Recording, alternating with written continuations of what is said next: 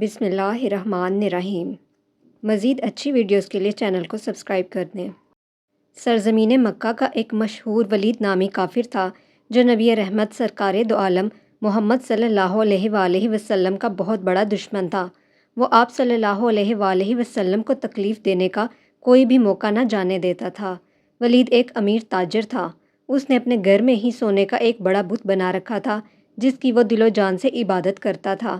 ایک دن وہ بت کی پوجا کرنے میں مصروف تھا کہ اچانک سونے کا بت باتیں کرنے لگا جس کی وہ پوجا کر رہا تھا۔ اس بت نے ولید سے کہا، اے میرے ماننے والے، مجھ پر یقین کرنے والے، سن لے، حضرت محمد صلی اللہ علیہ وآلہ وسلم اللہ کے رسول نہیں ہیں۔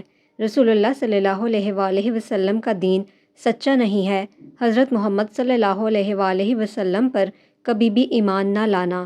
حضرت محمد صلی اللہ علیہ وآلہ وسلم کے رسول ہونے کی کبھی بھی تصدیق نہ کر لینا۔ بت کو بولتے ہوئے دیکھ کر ولید کی خوشی کی انتہا نہ رہی۔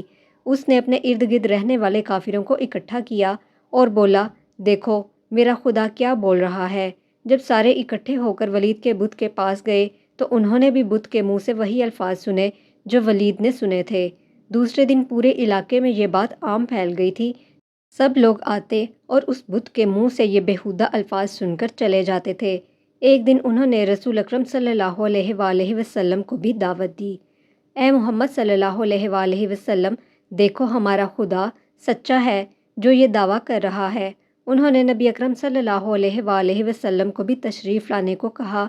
جب نبی اکرم صلی اللہ علیہ وآلہ وسلم اس بت کے پاس تشریف لائے، جب حضور اکرم صلی اللہ علیہ وآلہ وسلم کو دعوت دی گئی تو ولید نے چالاکی سے سارے مکہ والوں کو بھی ایک میدان میں اکٹھے کیا تاکہ آج بت کے منہ سے یہ الفاظ سب سن لیں، اور پھر محمد صلی اللہ علیہ وآلہ وسلم پر جو ایمان لائے ہیں وہ بھی دوبارہ سے ہمارے خداؤں کو پوجنے لگ جائیں۔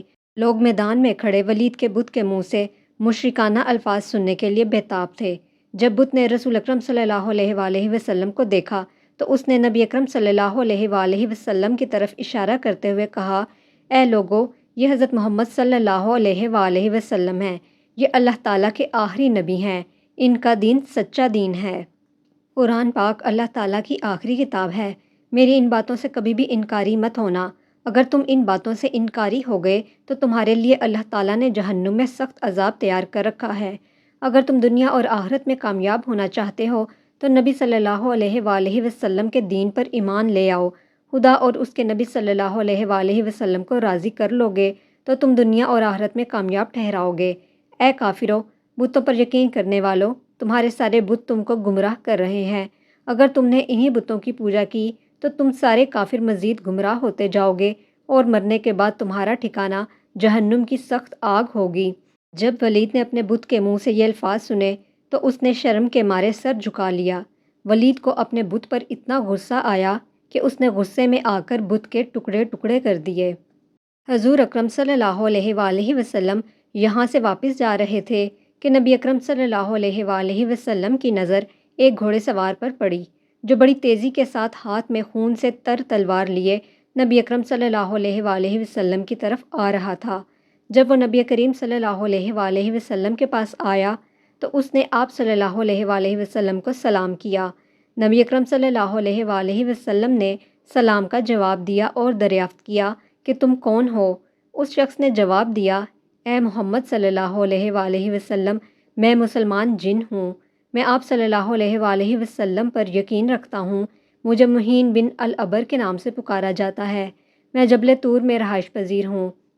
میں کسی کام کے لیے دوسرے علاقے میں گیا ہوا تھا۔ میں آج کافی دنوں کے بعد واپس گھر آیا ہوں تو میں نے دیکھا کہ میرے گھر والے کافی اداس بیٹھے رو رہے تھے۔